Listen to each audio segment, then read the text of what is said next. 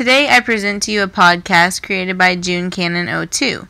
The purpose of this podcast is to inform you of JuneCanon02's opinions on what the next big thing in the music industry is going to be. We will be covering hologram performances and universal audio Apollo interfaces.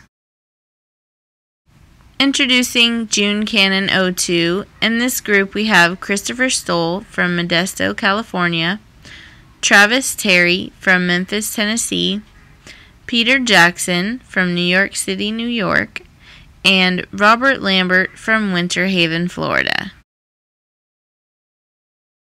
Here we have a piece presented by Christopher Stoll giving information on hologram performances and how they have been used in the past. First time I ever saw hologram technology used in a musical performance was when Celine Dion took the stage with the late great Elvis Presley to perform the song If I Could Dream on the Idol Gives Back program on April 27th, 2007, over 30 years after the King's death. Let's take a look at some famous hologram performances, and then I'll explain how this technology works.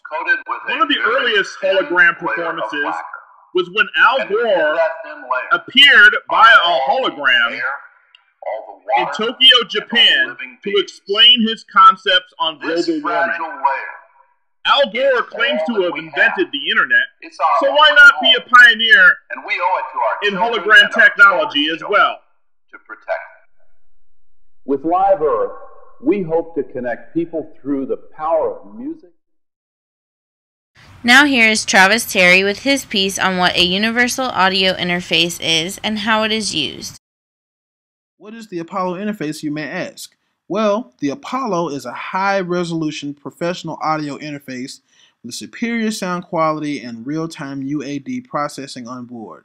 It features built-in UAD2 DSP acceleration, which allows Apollo to track, mix, and master with a full library of award-winning UAD2 powered plugins with nearly instant sub-2 amps latency. Apollo has 8 total analog inputs, 4 digitally controlled analog mic preamps, 8 balanced line inputs, and 2 front panel JFET DIs. It has 14 total analog outputs, 8 balanced line outs, 2 digitally controlled analog monitor outs, and 2 dedicated stereo headphone outs. Apollo was designed to give users the feel and flow of analog recording while maintaining the benefits of mixing and mastering in a digital audio workstation. Its included software turns Apollo into a fully functioning mixing console and allows users to control its hardware settings remotely, solving long-standing studio workflow and monitoring annoyances. This is the wave of the future. I'm Travis Terry, signing out.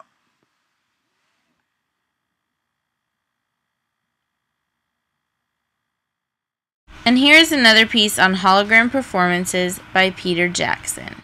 When it comes to music and the next big thing, the first thing that comes to mind is holograms. And who opened the door for holograms? No other than Tupac Shakur.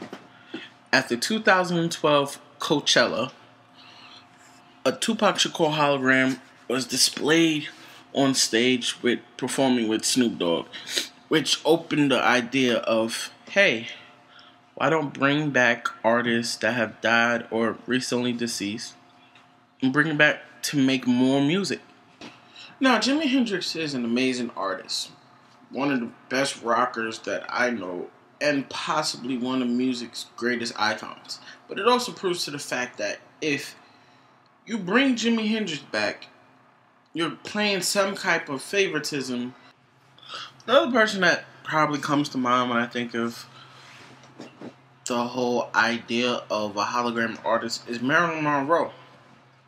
She was one of the most influential female singers, and the fact that she's an old-time singer per se is that she can give a good impact. Let's not forget about the king of rock, Elvis Presley.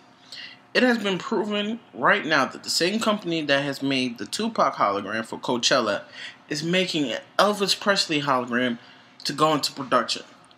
One of the most negative effects that I have seen that probably comes to mind when thinking about hologram performances is the fact that current today artists can rob fans of the privilege of seeing their favorite artist perform and everything just because the artist wants to be in their studio or something and do a hologram performance of them performing their greatest songs and such. Like, the fans aren't entitled to seeing their artist. They have to pay attention to your hologram. We hope that you enjoyed the show, and thank you for watching our podcast on The Next Big Thing.